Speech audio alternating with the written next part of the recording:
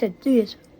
അത് തന്നെ നമുക്കൊരു ബൗളിൽ ആവശ്യത്തിന് പാലെടുത്തിട്ട് ഈ കസ്റ്റാർഡ് പൗഡർ ആവശ്യത്തിന് ഇട്ട് കൊടുക്കാം. എത്ര വേണോ അത്രയും കസ്റ്റാർഡ് പൗഡർ നമുക്ക് ഇട്ട് കൊടുക്കാം. ഞാൻ ഇത്തിരി ഇട്ടത് കൂടിപ്പോയോ എന്നൊരു സംശയമുണ്ട്, അത് ലാസ്റ്റ് പറയാം ഗൈസ്. വേറൊരു പാത്രത്തിൽ നമുക്ക് പാൽ ആവശ്യത്തിന് എടുത്ത് അതിനകത്ത് പഞ്ചാരയും മിൽക്ക് മെയ്ഡും ഒഴിച്ച് സെറ്റാക്കി എടുക്കുക. എന്നിട്ട് നമ്മൾ നേരത്തെ കലക്കി വെച്ചാൽ അത് ഇതിനകത്തോട്ട് ആഡ് ചെയ്തിട്ട് നമുക്ക് ഈ ചെറുതായിട്ടൊന്ന് തിളപ്പിച്ചെടുത്തിട്ട് തണുക്കാൻ വേണ്ടി വെക്കാം. നമ്മൾ തണുപ്പ് നല്ലോണം ആവുന്നതിന് മുമ്പ് അത് പുറത്തെടുത്തിട്ടുണ്ടായിരുന്നു. ആപ്പിളും മാതളവും പഴവും ബദാംഗയും എല്ലാം നമ്മൾ അരിഞ്ഞ് സെറ്റാക്കി വെച്ചിട്ടുണ്ടായിരുന്നു. അതെല്ലാം ഇതിനകത്തോട്ട് സെറ്റ് ചെയ്ത് വെച്ച് കൊടുക്കുന്നുണ്ട്. നമ്മൾ തണുപ്പാവുന്നതിന് മുമ്പാണ് ഗൈസ് ഇത് പുറത്തെടുത്തിട്ടുണ്ടായിരുന്നത്. ചെറിയൊരു ആക്രാന്തം കാരണം അങ്ങനെ നമ്മൾ അതെല്ലാം മിക്സ് ചെയ്ത് കഴിച്ച് നോക്കിയിട്ടുണ്ടായിരുന്നു. കുറച്ച് കട്ടി കൂടുതലായിരുന്നു, അത് നമ്മൾ പൊടി ചേർത്തതിൻ്റെ അളവ് കൂടിപ്പോയോണ്ടായിരിക്കണം.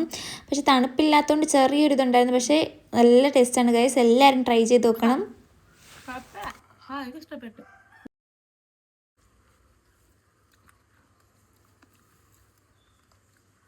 തണുപ്പായില്ല. നമ്മളത് ടേസ്റ്റ് ചെയ്ത് നോക്കാൻ പോവുകയാണ്.